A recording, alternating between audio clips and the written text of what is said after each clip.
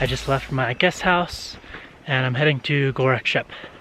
It's gonna take me 2 or 3 hours maybe, and then I'm gonna ditch my bag there and then head to Everest Base Camp. So I hope you guys enjoy. Also, if you haven't done so already, please subscribe to my channel by clicking the link below. It only takes a second and it helps me out a lot. Thank you.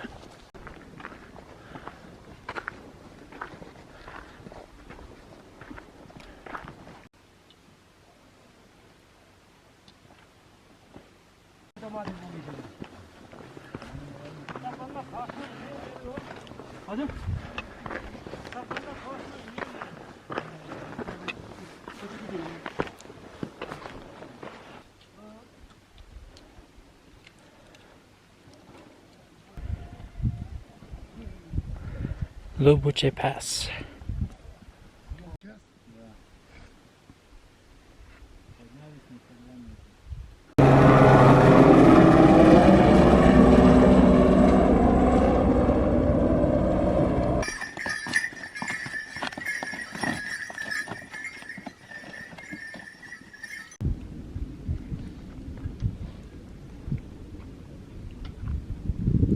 Glacier.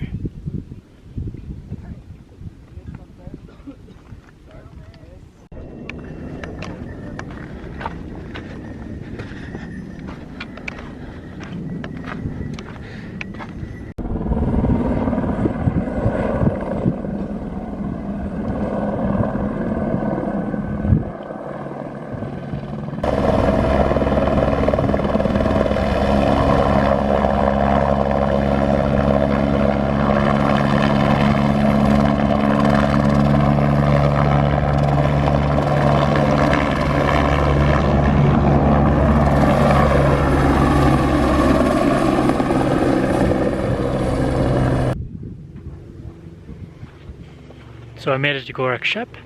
It's like 9:30, 10 in the morning. I had a quick little early lunch, my oats as usual. Checked into a hotel, left my bag there.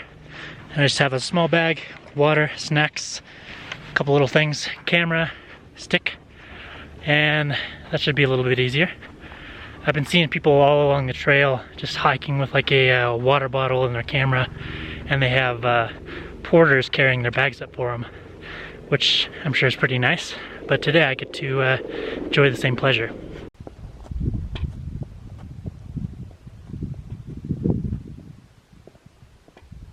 And this peak, not the big white snowy one, but the brown black rocky one, that's Kalapatar. That's maybe 350 meters above here, so 5,600 meters total. And there's a pretty good view of Everest from there, so that's where I'm going tomorrow morning. More memorials.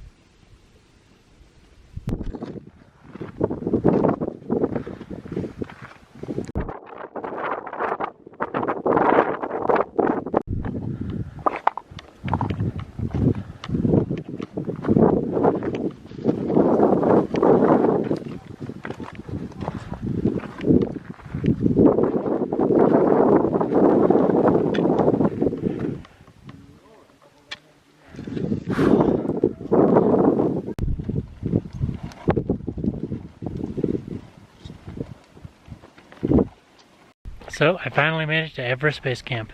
Been waiting over 20 years to come here.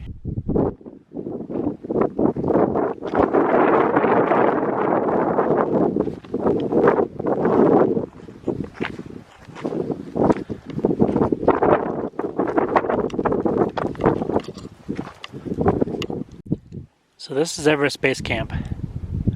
Obviously it's not climbing season, so it's not very packed at the moment.